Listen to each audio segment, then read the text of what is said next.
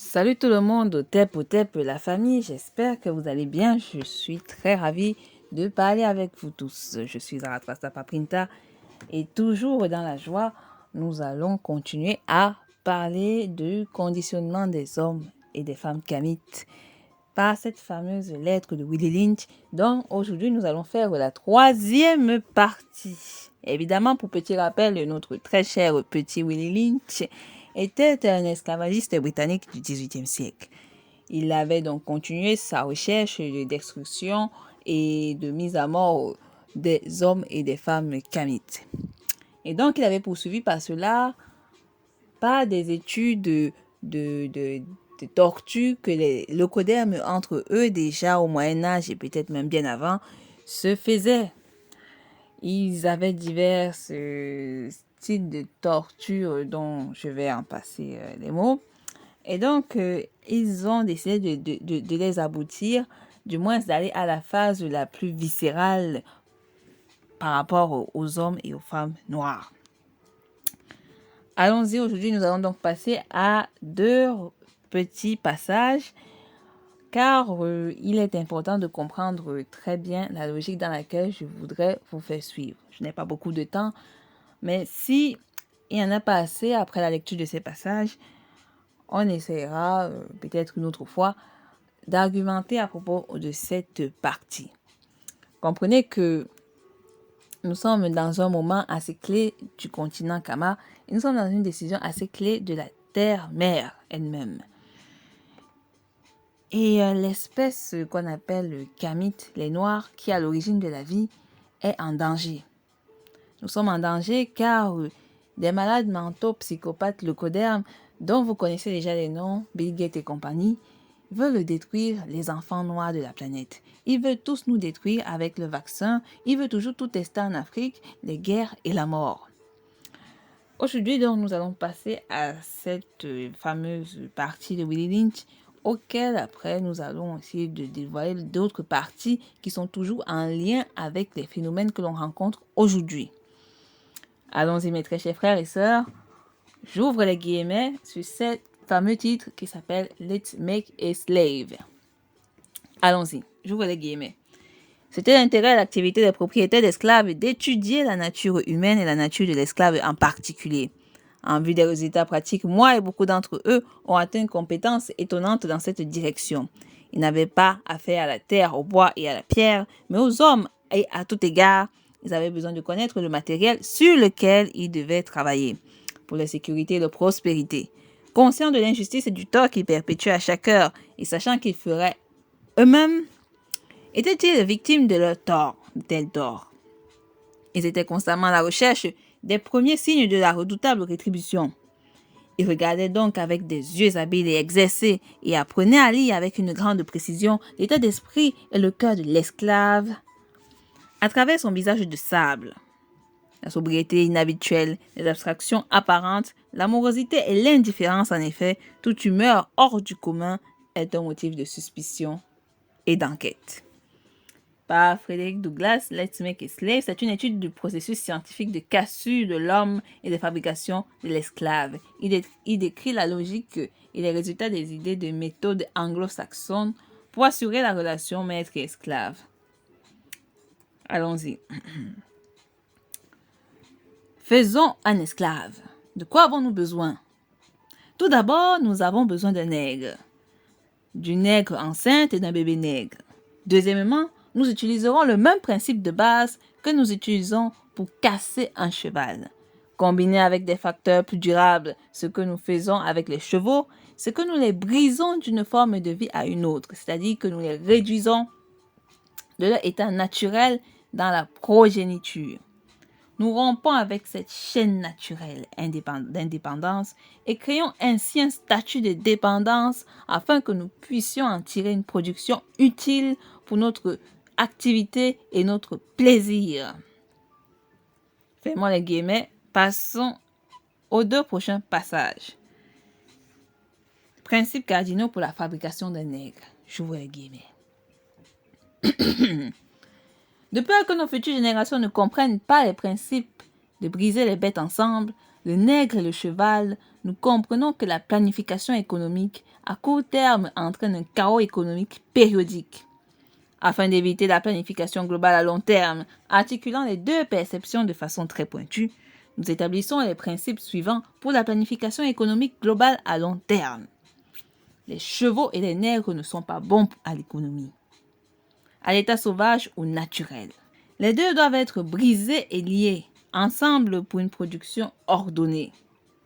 Pour un avenir ordonné, une attention spéciale et particulière doit être accordée à la femelle et la plus jeune progéniture. Les deux doivent être métissés pour produire une variété et une division du travail. Les deux doivent être enseignés pour répondre à une nouvelle langue particulière. L'instruction psychologique et physique de confinement doit être créée pour les deux. Nous considérons les 6 principes cardinaux comme variété évidente. En nous basant sur les discours concernant l'économie associée à la cassure et à la liaison entre le cheval et le nègre, incluant les 6 principes énoncés ci-dessous. Notez, 2 points. Ni l'un ni l'autre des principes ne suffira à lui seul pour une bonne économie. Tous les principes doivent être employés pour le bien ordonné de la nation. En conséquence, un cheval sauvage et un nègre sauvage ou naturel sont dangereux, même s'ils sont capturés, car ils auront tendance à rechercher les libertés coutumières. Et ce faisant, ils pourraient vous tuer dans votre sommeil. Tu ne peux pas te reposer. Ils dorment pendant que vous êtes éveillés et sont éveillés pendant que vous dormez. Ils sont dangereux près de la maison familiale et cela demande trop de travail pour les regarder, loin de la maison. Surtout, vous ne pouvez pas les amener à travailler dans cet état naturel. Par conséquent, le cheval et le nègre doivent être brisés. Donc, les briser d'une forme de vie mentale à une autre. Gardez le corps, prenez l'esprit, en d'autres termes, brisez la volonté de résister. C'est sur ce qu'on va fermer donc ces fameuses passages de Willie Lynch. Du coup, mes très chers frères et sœurs Camille, j'espère que vous avez apprécié cette fameuse lecture. Moi, ce que j'en ressors de cette lecture, c'est la déception quand même. Parce que je me dis, mais vraiment, comment est-ce que des gens peuvent perdre leur temps à mettre les gens en esclavage sous prétexte que, je sais même pas en fait. Je sais même pas pourquoi est-ce qu'on est parti en esclavage. Je sais pas pourquoi nos ancêtres ont souffert. En fait, je comprends rien. Il suffisait juste que quand ces foutus le Coderm sont partis en Afrique, il suffisait juste qu'ils disent que ah bon, vous avez l'or et tout. Est-ce que bon, on est un peu pauvre dans notre très cher continent européen. Est-ce que vous pouvez nous partager un peu vos biens? Je ne crois pas que les Kamites allaient refuser. On n'a jamais refusé des choses à qui que ce soit, notamment des étrangers. Ces gars, non, ils n'ont aucun scrupule. Allons-y, allons les mettre en esclavage, allons les tuer, allons violer leurs femmes, allons violer leurs enfants, allons les sodomiser, allons faire tout ce qu'il faut faire. Oui, allons faire des choses pas possibles, réduisons leur culture en miettes, piétinons tout ce qu'ils ont fait. Ouais, ils nous ont apporté la culture et là à travers le monde. Et puis quoi encore? On va tous les détruire, on va les mettre en état de miettes, on va détruire tout ce qui reste de cette nation et s'y installer. Et enfin, on aura la puissance mondiale et on pourra enfin se dire qu'on est les maîtres de l'univers. Pathétique. Pathétique, cette pensée du Locoderm. Et c'est une pensée qui est actuelle. C'est une pensée qui est toujours là, actuellement de nos jours. Rien n'a changé d'un iota. Il parle d'écologie et il brise les chevaux. C'est également intéressant cette partie où il brise le cheval et il lie son destin à celui de l'homme noir. Pourquoi? Le cheval, c'est un animal puissant. Il dégage une énergie puissante. Et le ôter de toutes ses capacités naturelles, c'est le rendre dépendant. C'est le rendre faible. C'est le rendre inefficace. Et c'est ce qui s'est passé avec l'homme noir et sa femme noire. C'est pour ça qu'aujourd'hui, l'Afrique n'évolue pas assez. Ils nous ont lobotomisés, ils nous ont volé notre passé, ils se sont accaparés notre culture. Et aujourd'hui, on est là comme des perroquets, on copie tout ce qu'ils font comme si c'était bien. Quand je vois nos femmes mettre ces sales perruques lisses, locodermiques, j'ai envie de dégueuler. Après que nos femmes, nos aïeuls, elles ont souffert, violé, sévissé, fouetté, violenté par ces sales monstres, et bien tout ce que nos soeurs savent faire, c'est porter des perruques de MERDE. Je ne parlerai pas plus loin. Il y a des passages quand même assez intéressants. Il dit gardez le corps et prenez l'esprit. Ils veulent absolument maîtriser l'homme noir. Mais était-ce obligé de passer par détruire la nature? De toute façon, détruire un homme, c'est détruire la nature. Pour beaucoup qui auront du mal à comprendre ces passages, je vous invite à les relire.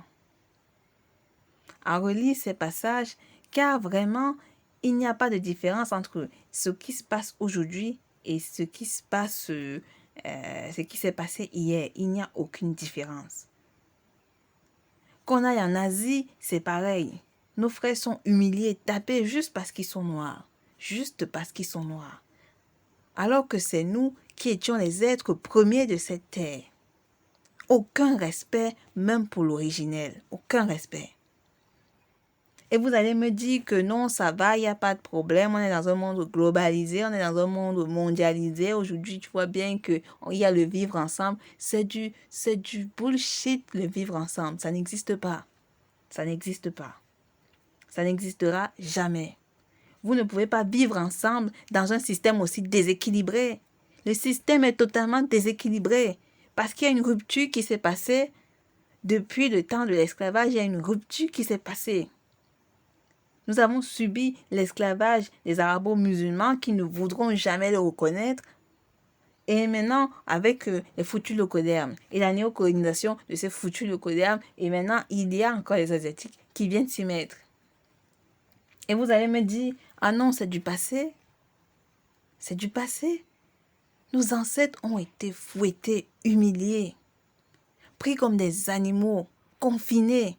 Ils le disent bien, confinés. Et dans leur passage, ils disent même qu'ils ont peur des rétributions. Ils ont peur qu'un jour, nous, on se réveille et qu'on les fasse payer tout le mal qu'ils nous ont fait. C'est pour ça que c'est eux qui s'occupent de nos livres, des livres qu'on doit étudier là-bas en Afrique. C'est pour ça que c'est leur librairie, leur bibliothèque, je ne sais plus trop, les maisons d'édition là, qui s'occupent d'écrire notre histoire qu'on va aller raconter durant les rentrées scolaires dans les écoles africaines. Pour rendre nos enfants abrutis. Pour qu'ils pensent que le locoderme, c'est le sauveur de l'humanité. Franchement, où est la logique? Où est la logique? Expliquez-la moi. Vous n'allez pas continuer à vous laisser faire, à vous faire piétiner de la sorte. Vous allez me dire, ah non, Kim Kardashian a pourtant épousé Kanye West, tout ça. Le métissage est une instrumentalisation et je vous en lirai des passages, notamment, soit je crois que Willie Lynch il en parle, et également notre très cher Carnegie dans son plan Carnegie. Mes très chers frères et sœurs, il est temps de vous réveiller. Il faut que vous vous posiez la question, qui est-ce que vous êtes? Qui êtes-vous réellement? Qui êtes-vous? Est-ce que vous connaissez même l'histoire de Kama? Est-ce que vous savez même ce que Kama veut dire lorsque je fais que dire Kama, Kama à chaque instant? Je pense que vous ne connaissez pas et vous ne comprenez même pas ce que je suis en train de vous dire.